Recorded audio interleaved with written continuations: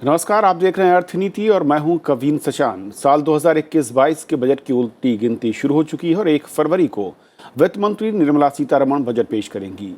और ये बजट बनाना इस बार उनके लिए एक बड़ी चुनौती है। कोरोना महामारी के चलते अर्थव्यवस्था पर बुरा प्रभाव पड़ा है। हालांकि रुकी हुई आर्थिक गतिविधियां एक बार फिर से शुरू हो चुकी हैं और अर्थव्यवस्था में सुधार के शुरुआती संकेत साफ नजर आ रहे हैं। लेकिन ये बहुत कुछ निर्भर करता है कि अर्थव्यवस्था में मांग यानी कि डिमांड कैसी रहेगी। स्थितियां ऐसी बनी हैं कि इस मांग को बनाए रखने और बढ़ाने के लिए सरकार से अब उम्मीद की जा रही है कि वो अपनी स्पेंडिंग यानी कि खर्च को बढ़ाए। आत्मनिर्भर भारत अभियान के जरिए सरकार और आरबीआई ने करीब 30 लाख करोड़ रुपए का इंतजाम किया। सरकारी लेखा जोखा पर नजर डालें तो वित्त मंत्रालय की ओर से जारी अप्रैल से नवंबर तक के खर्चों के आंकड़ों के मुताबिक सरकार का कुल व्यय यानी टोटल एक्सपेंडिचर 19,06,358 करोड़ रुपए था, जबकि इसी समय अवधि में पिछले साल ये 18,20,000 से ऊपर नजर आ रहा था। जहां तक रेवेन्यू एक्सपेंडिचर यानी राजस्व व्यय की बात है तो साल 2020-21 में नवंबर तक यह आंकड़ा 16,65,200 करोड़ रुपए पर था, और जबकि पिछले साल इसी समय अवधि में ये 16,06,215 करोड़ रुपए। जहां तक कैपिटल एक्सपेंडिचर की बात करें तो इस साल अप्रैल से नवंबर के बीच ये 2,41,158 करोड़ रुपए रहा, जबकि पिछले साल इसी समय अवधि में ये 2,13,800 करोड़ के करीब रहा था। लेकिन सबसे परेशानी की बात राजस्व को लेकर है। अप्रैल से नवंबर के बीच कुल राजस्व 8,30,851 करोड़ रुपए रहा है, जबकि व्यय यानी कि खर्च 19,06,000 करोड़ रुपए से भी ज्यादा रहा। यानी सरकार के पास खर्च करने के लिए उपलब्ध राशि का केवल 44% हिस्सा ही राजस्व के जरिए आया। और इस बीच इस अंतर को पूरा करने के लिए सरकार ने एक्सटर्नल फाइनेंसिंग के जरिए 38,495 करोड़ रुपए से ज्यादा जुटाए, जो बजट के अनुमानों से 833% अधिक हैं। जबकि 10,37,000 करोड़ रुपए से ज्यादा डोमेस्टिक फाइनेंसिंग के जरिए जुटाए गए, जो बजट के एस्टिमेट से 131% ज्यादा है। तो ऐसे में अब सवाल उठता है कि इस बार के बजट में वित्त मंत्री किस तरीके की स्कीम और खर्चों के जरिए कहां पर आगे बढ़ना चाहेंगी। हम समझेंगे अपने खास कार्यक्रम में। आज हमारे साथ 2 खास मेहमान हैं। हमारे साथ डॉक्टर अरविंद वर्मानी साहब हैं, जो कि चेयरमैन हैं एग्रो फाउंडेशन से, वरिष्ठ अर्थशास्त्री हैं। सर, बहुत बहुत स्वागत आपका। हमारे साथ दूसरे खास मेहमान हैं यदवेंद्र माथुर साहब हैं, जो कि farmer special secretary NITI Aayog. Sir, आपका भी बहुत बहुत स्वागत है।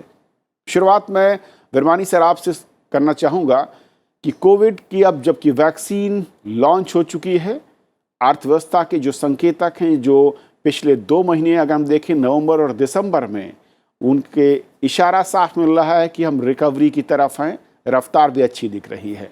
लेकिन बजट से पहले अगर हम सरकारी खर्चे को देखें और डिमांड बढ़ाने के लिए उस टूल को समझें तो वो किस तरीके से नज़र आता है और कितना प्रभावशाली, कितना वो इम्पैक्टफुल नजर आ सकता है।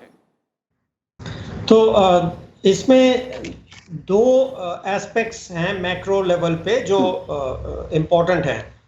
एक तो है कि हम रिकवरी फेज से नॉर्मलाइजेशन फेज से निकल के अब रीग्रोथ फेज में जा रहे हैं, तो फोकस उसी के हिसाब से शिफ्ट होगा। और दूसरा है कि जो फिस्कल अप्रोच है, मैं जैसे शुरू से कह रहा हूँ, आपके प्रोग्राम पे भी कह रहा हूँ कि मेरे हिसाब से बॉटम अप अप्रोच अडॉप्ट करनी चाहिए, नॉट टॉप डाउन अप्रोच जो डेवलप्ड कंट्रीज में की है और कई अर्थशास्त्री बोल रहे थे। तो जो ये अप्रोच है जो मैं कह रहा था, वो अभी भी जब तक फुल रिकवरी नहीं होती, तकरीबन 6 महीने, क्योंकि वैक्सीन के जो इफेक्ट होंगे वो अभी टाइम लगेगा और उससे कनेक्टेड प्रॉब्लम्स हैं। 2 शॉर्ट टर्म प्रॉब्लम्स हैं जिसपे ये targeted approach to fiscal policy और इंसेंटिव्स अभी चालू रखनी पड़ेगी। गवर्नमेंट ने ये टारगेटेड अप्रोच की है। हमारी रिसर्च जो रेकमेंड कर रही थी उनके ध्यान से भी यही था। तो इसमें क्या इन्वॉल्व है? अब 2 चीज़ें हैं जो कह सकते हैं टेम्पररी इफेक्ट्स ऑफ पैंडेमिक। एक तो है अनएम्प्लॉयमेंट बढ़ गई है दिसंबर से, तो उसको बजट को एड्रेस करना पड़ेगा कि क्या है short term measures, fiscal measures जिससे इसका हल हो सकता है। और दूसरा है जो कहते हैं हम अगेन मैंने आपके प्रोग्राम पे बोला हुआ है, जो कॉन्टैक्ट सर्विसेज बोलते हैं, जो हॉस्पिटैलिटी, एंटरटेनमेंट, जिसमें बहुत लोग इकट्ठे होते हैं, खासकर इंडोर्स अंदर होते हैं, जिसमें कंटेजन, वायरस कंटेजन की ज़्यादा प्रोबेबिलिटी है। तो वो प्रॉब्लम अभी चलती रहेगी। ये जो सेक्टर्स हैं ये नॉर्मलाइज नहीं हुए हैं, तकरीबन 50% पे ऑपरेट कर रहे हैं, जहाँ के मैन्युफैक्चरिंग और बाकी के सेक्टर्स हैं वो 100% पहुँच गए हैं बेसिक लेवल जो पहले 2019 में था। तो ये दोनों पे टारगेटेड इंसेंटिव्स में डिटेल्स में बाद में जा सकते हैं, पर मेंशन क्योंकि आपका कैपिटल एक्सपेंडिचर्स है, उसका एक one of the solutions is कि जो कंस्ट्रक्शन इंटेंसिव इंफ्रास्ट्रक्चर सेक्टर्स हैं, पब्लिक गुड्स हैं, उस पे थोड़ा ध्यान ज़्यादा देना पड़ेगा ताकि जल्दी से ये अनएम्प्लॉयमेंट जो बढ़ी है वो कम हो जाए। तकरीबन 6 महीने तक इसमें थोड़ा फोकस तो ज़्यादा, और कॉन्टैक्ट सर्विसेज में कोई इंसेंटिव्स चाहिए जिससे फॉर एग्जांपल हमें पता है कि इंडोर वायरस का स्प्रेड ज़्यादा होता है, तो कोई इंसेंटिव दे, better filtration systems, ultraviolet cleaning वगैरह।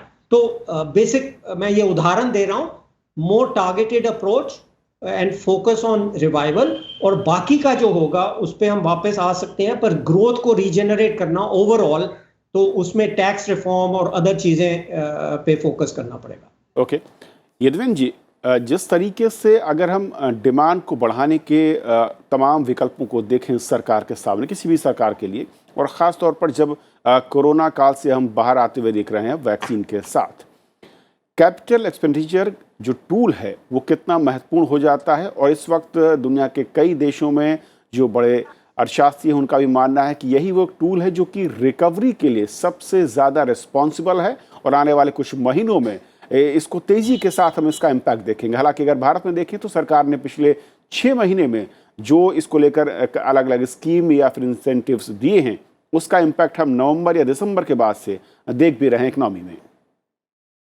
नहीं, बिल्कुल सही है, थैंक यू। और ये बड़ा प्रासंगिक मुद्दा है, और जैसा अभी विरमानी जी ने कहा, मैं उनकी बात से सहमत हूं। और ये भी ऐड करना चाह रहा हूं कि कैपिटल एक्सपेंडिचर जो आपने कहा, इसको हमको इग्नोर नहीं करना है, और थोड़ा बीच में ट्रेंड कैपेक्स स्टेट का और सेंट्रल गवर्नमेंट का और पब्लिक सेक्टर्स का थोड़ा घटा था, और प्राइवेट सेक्टर का भी कैपेक्स घटा था। लेकिन अब ये बजट ने बहुत क्रिटिकल, क्रूशियल सपोर्ट और किक स्टार्ट करेगा अपने की इंफ्रास्ट्रक्चर प्रोजेक्ट्स को। हाईवेज में काफी अच्छी गति रही है और उसने सस्टेन करा है डिमांड को, सीमेंट और स्टील, तो वो हाईवे सेक्टर तो अच्छा परफॉर्म कर रहा है। लेकिन इसके साथ साथ पोर्ट, वो सेक्टर अब आ गया। रेलवेज के कुछ प्रोजेक्ट्स अब डिलीवर करने लगे हैं, उससे भी उत्साह बढ़ा है। जो डेडिकेटेड फ्रेट कॉरिडोर, उसके मैं बोर्ड पे था, और अब मैं एक कंसल्टिंग कंपनी जो डिजाइन्स करती है उसके साथ जुड़ा हूं। तो मैं देख रहा हूं कि बहुत ज्यादा डिमांड है नए इंफ्रास्ट्रक्चर प्रोजेक्ट्स को जल्द से जल्द लॉन्च करने की, और उनके ईपीसी कॉन्ट्रैक्ट्स देने की, अवार्ड करने की। राज्य सरकारों को भी एनकरेज किया जा रहा है, और जो national infrastructure pipeline 111 lakh crore की बहुत बड़ी नेशनल इंफ्रास्ट्रक्चर पाइपलाइन बन गई है, और उसका काफी डिटेल्ड उस पे एक्सरसाइज चल रही है, और नए फिस्कल इंस्ट्रूमेंट्स प्लान किए जा रहे हैं। तो मैं समझता हूं कि इस बजट में कई एक्शनेबल पॉइंट्स पे बड़ी क्लियर वो आएगी, एक्शनेबल पॉलिसीज आएंगी, ताकि प्राइवेट इन्वेस्टमेंट इंफ्रास्ट्रक्चर की तरफ वापस से अट्रैक्ट हो जाए। लेकिन माथुर सर, एक चैलेंज भी है। अगर हम कैपेक्स की बात करें और सरकार पूरे के पूरे उसको वहन कर पाए सिंगल सिस्टम के ज़रिए, ऐसा मुश्किल दिखता है, क्योंकि जो रेवेन्यू कलेक्शन है उसमें हम देखते हैं कि काफ़ी ज़्यादा फॉल नज़र आ रहा है पिछले करीब 1 साल से, जब हमसे कोविड के दरमियान देखा है। यहाँ पर क्या बेस्ट मॉडल आपको लगता है कि कैपेक्स को बढ़ाना है इस बजट में, वहाँ पर पीपीपी मोड ज़्यादा बेहतर होगा? और उसको हमने देखा है कि नेशनल हाईवेज़ या दूसरे इस तरह के प्रोजेक्ट में वो अब तक सफल रहा है, या कोई और नया मॉडल आपको लगता है जो कोविड के बाद ज़्यादा प्रभावी हो सकता है इम्पैक्ट के लिहाज से? बिल्कुल सही आपने कहा और इस पे काफ़ी काम हो भी चुका है। और जो आपने सही इंडिकेट किया कि नेशनल हाईवेज़ के टीओटी मॉडल से उत्साहित होके लगभग 10,000 करोड़ के एग्जिस्टिंग जो रोड प्रोजेक्ट्स हैं, जो डिलीवर कर रहे थे रेवेन्यू स्ट्रीम, उसको ओवरसीज इन्वेस्टर्स ने उसको इन्वेस्ट किया। तो लॉन्ग टर्म फंड्स बहुत उत्साहित हैं कि वो इंडिया की ग्रोथ स्टोरी में इन्वेस्ट करें। और उसके जो मॉडल्स हैं कि government, state and as well as central government अपने एसेट्स को मोनेटाइज करे। तो एसेट मोनेटाइजिंग का एक बड़ा रोड मैप तैयार हो चुका है और कई मंत्रालय उस पर काम कर रहे हैं। कैबिनेट के कई डिसीजंस उस पर आ चुके हैं और मैं देखता हूं कि इस बजट में इन एसेट मोनेटाइजेशन को हम किस तरह से अट्रैक्टिव बनाएं ताकि प्राइवेट इन्वेस्टमेंट आए। जो आपने सही कहा कि गवर्नमेंट की फिस्कल स्पेस से फिस्कल डेफिसिट बढ़ेगा, हालांकि बढ़ भी जाए तो इस कंडीशन में कोई बुरा नहीं है क्योंकि इंटरेस्ट रेट्स गिर रहे हैं और फिस्कल डेफिसिट अगर बढ़ भी जाता है तो मैं समझता हूं कि कोई उसमें भी बुराई नहीं है। लेकिन ये निर्णय कैलिब्रेटेड है और शायद आज उसका डिस्कशन का विषय नहीं है। लेकिन कैपेक्स को हर हालत में बढ़ाएं, इसके लिए सभी फ्रंट्स पे काम होना चाहिए। और प्राइवेट सेक्टर, जैसा आपने कहा, पीपीपी मोड में प्रॉब्लम्स हाईवेज के अलावा और जगह आई थी जहां पे जो कंस्ट्रक्शन रिस्क है वो प्राइवेट सेक्टर को एक तरह से रोकती है नए प्रोजेक्ट्स में, ग्रीन फील्ड प्रोजेक्ट्स में आने के लिए। इसीलिए जैसे एयरपोर्ट्स का डिसइन्वेस्टमेंट हुआ, इसी तरह से जो ब्राउन फील्ड एसेट्स हैं जिसकी कंस्ट्रक्शन रिस्क अब निकल चुकी है, वो अब ऑलरेडी एक रेवेन्यू स्ट्रीम डिलीवर कर रहे हैं, उनको मोनेटाइज करने का एक सुनहरा मौका है। और मैं समझता हूं इस बजट में इस पे काफी कुछ हमको देखने को मिलेगा। विरमानी सर, क्योंकि अगर सेक्टर्स के लिहाज से देखें तो जब कैपेक्स बढ़ाने की बात हम सोचते हैं, और जैसे कि कहा माथुर साहब ने कि सरकार के पास यही एक बड़ा ऑप्शन दिखता है, मॉडल अलग अलग हो सकते हैं, लेकिन अगर उसको मैक्रो लेवल पर देखें तो जिसका सबसे ज़्यादा इम्पैक्ट दिखे रिकवरी में और डिमांड पे, वो क्या चीज़ें हो सकती हैं और किस तरीके के चैलेंजेस आपको लगता है कि जब हम अब देखेंगे इस बजट के साथ और उसके आगे? तो जो पर्सपेक्टिव में जो माथुर साहब ने कहा उसको उससे मैं बिल्कुल सहमत हूँ, पर उसका पर्सपेक्टिव मैं मैक्रो पर्सपेक्टिव से दो हिस्सों में देखता हूँ। जैसे मैंने पहले कहा था कि एक तो है इमीडिएट 6 महीने में कितना अफेक्ट हो सकता है, क्योंकि ये अनएम्प्लॉयमेंट प्रॉब्लम जो मैंने मेंशन की है वो एकदम बढ़ गई है दिसंबर में, और शॉर्ट टर्म नेचर है तो शॉर्ट टर्म एड्रेस करना पड़ेगा।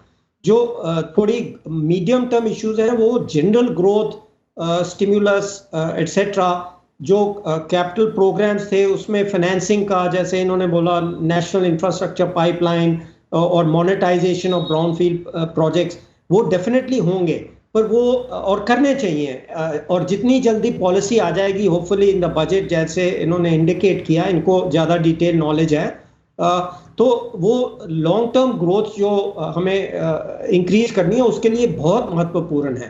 तो पर जो इमीडिएट प्रॉब्लम्स हैं, शॉर्ट टर्म प्रॉब्लम्स हैं, उनको भी एड्रेस करना पड़ेगा। और उसमें मैंने उसके कॉन्टेक्स्ट में बोला था कि जो प्रोजेक्ट्स रेडी हैं, जो गवर्नमेंट को पता है कि इसमें कंस्ट्रक्शन एक्टिविटीज़ हैं जिसमें लेबर एम्प्लॉयमेंट ज़्यादा बढ़ती है, उस पर थोड़ा फोकस करना पड़ेगा initially, just for 3 to 6 month, जब तक वैक्सीन नहीं आती, जब तक ये कॉन्टैक्ट सर्विसेज नहीं रिकवर करती। सो हमें कोई डिसएग्रीमेंट नहीं है, मैं थोड़ा एम्फेसिस की बात कर रहा था। पर इन द लॉन्ग टर्म तो जो प्रोग्राम हम डिस्कस कर रहे हैं, पीपीपी को इंकरेज करना, प्राइवेट एंट्री को इंकरेज करना, वो बहुत महत्वपूर्ण है, क्योंकि उसी तरह प्रोडक्टिव ग्रोथ होगी अगले साल और अगले 10 साल। लेकिन जिस तरीके से फिरवानी सर, जो टैक्स कलेक्शन का हालांकि दिसंबर नवंबर में उसमें एक अच्छा रुझान दिखा है, जीएसटी नए रिकॉर्ड पर पहुंचा है, लेकिन इसके बावजूद से पहले हमने देखा कि स्टेट लेवल पर काफ़ी ज़्यादा क्रंच सिचुएशन नज़र आ रही थी, और ऐसे में कैपेक्स को बढ़ाना स्टेट लेवल और ग्राउंड पर उस तरीके के प्रोजेक्ट को आगे बढ़ाना उसमें सेंटर का रोल किस तरीके से आप देखते हैं और स्टेट कहाँ पर फिलहाल आज खड़ा है और उसके सामने किस तरीके से चैलेंज होते हैं? बिल्कुल, ये अच्छा क्वेश्चन है। तो इस कॉन्टेक्स्ट में मैं बोलूँगा, जो strategic industry policy central government ने अनाउंस की है वो प्राइवेटाइजेशन के लिए बहुत इम्पोर्टेंट है, क्योंकि वो स्ट्रक्चर पहले बड़ी एडहॉक थी। हम कहते थे ये चीज़ें प्राइवेटाइज कर दो, उससे पैसे मिलेंगे, उसको फिर इन्वेस्ट कर सकेंगे, जो फाइनेंशियल प्रॉब्लम। पर अब ये जब स्ट्रेटेजिक इंडस्ट्री डिसइन्वेस्टमेंट फ्रेमवर्क बन गया, मतलब इन प्रोसेस है पर अनाउंस हुआ था, मेरा ख्याल नीति में भी काफ़ी डिस्कशन इसकी हुई होगी, तो अब ये प्राइवेटाइजेशन ज़्यादा आसान हो जाएगी from a cabinet perspective, from a political perspective. तो फॉर एग्जांपल जो SCI की प्राइवेटाइजेशन अनाउंस की है, ये मैं 2 साल पहले इसका सोच भी नहीं सकता था कि गवर्नमेंट करेगी, but the framework makes it easier. तो एक सोर्स ऑफ इनकम वो है। तो स्टेट गवर्नमेंट्स को भी देखना चाहिए कि कौन से एसेट्स जो PSUs वगैरह, उनकी स्टेट PSUs हैं वो लॉस मेकिंग हैं, कितने लॉस एक्यूमुलेटिंग कर रहे हैं, उसको प्राइवेटाइज करें। दूसरा, आपने टैक्सेस का बिल्कुल सही बोला है। टैक्सेस की नॉर्मलाइजेशन एक्चुअली काफ़ी गति से हो रही है, तो उसमें मोर इम्पॉर्टेंट है जो अंडरलाइंग प्रॉब्लम्स हमें पता है टैक्सेशन की, जैसे कम्प्लेक्सिटी, उसकी डिटेल्स मैंने कई पेपर्स में लिखी है। GST की कम्प्लेक्सिटी, डायरेक्ट टैक्स कोड में जो कम्प्लेक्सिटी है, कस्टम्स टैरिफ में, वो उससे सबसे अगर उसको रिफॉर्म करेंगे तो बोयंसी बढ़ जाती है। तो हम उसका ऑब्जेक्टिव होता है कि revenue neutral reform in the current period, but increase in tax बोयंसी over the future periods. तो ये रिफॉर्म भी नेसेसरी है जब हम लॉन्ग टर्म ग्रोथ की बात करते हैं, नॉट शॉर्ट टर्म। तो अगर रिफॉर्म्स बजट में होंगे, जितने भी होंगे, डायरेक्ट टैक्स कोड या अदर्स, वो सबको बेनिफिट करेगा। शेयर स्टेट का भी बढ़ेगा बॉयंसी से, और वो भी फिर ज़्यादा कैपिटल एक्सपेंडिचर्स कर सकेंगे। माथुर साहब, जो विरानी साहब ने कहा उसमें बहुत महत्वपूर्ण ये भी है कि किस तरीके से स्टेट सेंटर्स के उन स्कीम्स के साथ खड़े होते हैं जहां पर न सिर्फ कैपेक्स के साथ साथ रिटर्न, लॉन्ग टर्म रिटर्न की अगर हम बात करें, वहां पर एक स्कोप दिखता है और साथ ही साथ डिमांड जनरेट करने में एक बड़े टूल के तौर पर नजर आते हैं। नहीं, बिल्कुल सही है कि ये कोऑपरेटिव, फिस्कल कोऑपरेटिव फेडरलिज्म, और ये जो नीति आयोग जिसमें मेरा सौभाग्य था काम करने का, तो वो एक नया सोच लेकर आया था। क्योंकि जो पहला प्लानिंग कमीशन का टाइम था, जब विरमानी साहब भी बहुत क्लोजली एसोसिएटेड थे, तो वो इसी चीज को रिकॉग्नाइज करने के लिए ये चेंज आया था कि जो मार्केट है वो बड़ा है, और सेंटर और स्टेट मिलके उस मार्केट के पास जो डेट और इक्विटी है वो गवर्नमेंट से ज्यादा है, और टैक्सेशन के रूट से हम फंडिंग करें कैपेक्स की। उसके अलावा बेटर रूट यह है कि मार्केट को हम अलाउ करें, तो जिसके लिए स्ट्रक्चरल रिफॉर्म जरूरी थे। तो वो पिछले 5 सालों में जितने बुनियादी स्ट्रक्चरल रिफॉर्म्स हो चुके हैं, ये पहले कोई कल्पना भी नहीं कर सकता था। बड़े मेजर रिफॉर्म्स हो चुके हैं। अब जरूरत है केवल सेंटिमेंट की। आप देखें, stock exchange all time high पे है, इक्विटी रिटर्न्स बहुत अट्रैक्टिव है, हमारा कंट्री मोस्ट अट्रैक्टिव डेस्टिनेशन है। कोविड आ गया, ये अननोन एक इवेंट था जिसने कुछ डिस्टर्ब करा, लेकिन अभी भी जो अंडरलाइन फंडामेंटल्स हैं बेहद स्ट्रांग है। और ये टाइम है जब राज्य सरकारों को स्टेट गवर्नमेंट के अलाइनमेंट में दोनों मिलके इसमें कहीं कोई other than pure economic and productivity gains, उसके तरफ दोनों को मिलके देखना पड़ेगा। और कैपेक्स बेसिकली प्रोडक्टिविटी गेन्स देता है। हमारी इकोनॉमी अगर और प्रोडक्टिव इकोनॉमी बन जाए, अब जैसे GST से इंटीग्रेशन हो गया टैक्सेशन में, अब कोई ऐसे इश्यूज नहीं है। इंफ्रास्ट्रक्चर कॉरिडोर्स आ गए, फ्रेट कॉरिडोर्स आ गए, हाईवेज आ गए, पावर स्ट्रक्चर में बुनियादी रिफॉर्म्स आ गए। तो अब एक स्टेज सेट है कि हम मैन्युफैक्चरिंग एंड जॉब्स जो इसके साथ आएंगे, प्रोडक्टिव इन एग्रीकल्चर, नई इंडस्ट्रीज आएंगी। अब अपॉर्चुनिटीज इतनी ज्यादा हैं इस समय इस देश में, और आत्मनिर्भर भारत एक बड़ा स्ट्रॉन्ग प्लेटफॉर्म अवेलेबल है।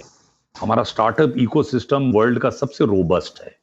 और आप देखें कि जो टैक्सेशन, जो नई पॉलिसीज आई हैं, डायरेक्ट टैक्स में भी आई है, तो बिजनेस कम्युनिटी, जो बिजनेसमैन है, जी जो एथिकल, फेयर एंड जो बिल्कुल ठीक से खेलने वाला बिजनेसमैन है, उसके लिए इससे बढ़िया अपॉर्चुनिटी है ही नहीं। जो राज्य सरकारों को उसको सपोर्ट करना पड़ेगा, क्योंकि अल्टीमेटली लैंड लेने के लिए, बिजली का कनेक्शन लेने के लिए जो पहले लेवल पे सेंट्रल गवर्नमेंट से ज्यादा स्टेट गवर्नमेंट का एक रोल आता है कि वो एनकरेज करें, और वो supporting ease of doing business में राज्य सरकार भी बहुत कंपटीशन कर रही हैं, और भारत सरकार भी एक तरह से प्रतिस्पर्धा ला रहा है कि प्राइवेट सेक्टर बेस्ट अपॉर्चुनिटी और बेस्ट लोकेशन इंडिया में ढूंढे और इन्वेस्ट करे। तो ओके इस बजट में ये फ्रेमवर्क अगर अच्छे से आ जाता है तो मुझे कोई डाउट नहीं है कि स्टेट गवर्नमेंट्स भी बहुत एक्टिवली अपने बजट्स को डेफिनेटली कैपेक्स ओरिएंटेड बनाएंगी। बिरमानी सर, अब एक सवाल खड़ा होता है कि अगर बजट में बेस्ट वे क्या है कैपेक्स को बढ़ाने को लेकर? एक तरफ क्या बड़े प्रोजेक्ट्स जिनकी बात हम कर रहे हैं पीपीपी मोड या दूसरे मोड के थ्रू, और जो कि डिमांड को कहीं ना कहीं उस साइकिल को रीजनरेट करेगा, उसको बूस्टअप करेगा, या फिर कुछ ऐसी स्कीम्स जिसका हमने इम्पैक्ट देखा है, चाहे वो पीएम किसान निधि की बात करें या मनरेगा, इस तरह की जो सोशल सेक्टर्स की स्कीम्स रही हैं जिसका कहा जाता है कि ज़्यादा इम्पैक्ट ग्राउंड लेवल पर दिखता है और डिमांड सीधे तौर पर कहीं ना कहीं प्रभावित होती है उस तरह की स्कीम के साथ। तो बजट में कहाँ पर ज़्यादा आपको लगता है कि सरकार के पास एल्बो रूम या स्कोप दिखता है जिसकी तरफ बढ़ना होगा? देखिए, दोनों तरफ ध्यान देना पड़ेगा, क्योंकि पैंडेमिक के द्वार में ये हमें पता लगा है पॉवर्टी एलिविएशन प्रोग्राम जैसे थे वो कई लोगों पे नहीं पहुंच सके, जैसे जो माइग्रेंट लेबर था। तो ऐसे जो कई वीकनेस हैं पॉवर्टी एलिविएशन प्रोग्राम्स में, उनको उनके गैप्स फिल करने पड़ेंगे। तो और पब्लिक हेल्थ सिस्टम में भी जो पब्लिक हेल्थ एजुकेशन R&D वगैरह, तो ये थोड़ा इसमें खाली कैपेक्स नहीं होगा, पर reform of the system to make sure के सबके पास जिसको ज़रूरत हो उस पर पैसे पहुंच सकें। तो एक साइड तो ये होगी। दूसरी होगी, जैसे हम डिस्कस किया है quite correctly, emphasis to on long term growth has to be, क्योंकि गवर्नमेंट जहाँ पे प्राइवेट सेक्टर नहीं जा सकता या बहुत सब्सिडी की ज़रूरत है या जहाँ मुश्किल है, वहाँ प्राइवेट से गवर्नमेंट को डायरेक्टली करना पड़ेगा। कई जगह होती हैं जिसमें प्राइवेट सेक्टर के लिए ये बहुत अनप्रॉफिटेबल है। तो और ऑन दी अदर हैंड, अगर बहुत इंफ्रास्ट्रक्चर इन्वेस्टमेंट एक्सपेंड करनी है, तो जैसे माथुर साहब ने एक्सप्लेन किया, पीपीपी और मॉडिफिकेशन ऑफ इंसेंटिव स्ट्रक्चर्स या डिसइंसेंटिव स्ट्रक्चर्स, जैसे लैंड एक्विजिशन की प्रॉब्लम होती है, कई बार आती है, तो किस तरह उसको हैंडल किया जाए, किस तरह वो बाधे निकाल के हो कि बहुत सारी प्राइवेट इन्वेस्टमेंट, फॉरेन इन्वेस्टमेंट आए और लॉन्ग टर्म बूस्ट मिले। सो दोनों तरफ बजट में हम एक्सपेक्ट कर सकते हैं। और अब एक सवाल माथुर साहब जिसका आपने थोड़ा सा जिक्र किया था, मैं थोड़ा सा उसको डिटेल में जानना चाहूँगा कि अब तक जो एक बेस्ट फार्मूला और बेस्ट प्रैक्टिस मानी जाती थी कि बहुत ही एक जो आउटलाइन हमने तैयार की, एक सीमा रेखा तैयार कर दी फिजिकल डेफिसिट की जीडीपी के कंपेयर में, उसके अंदर रहना, उससे बाहर जाने में कई तरीके के नुकसान और ख़तरे होते हैं।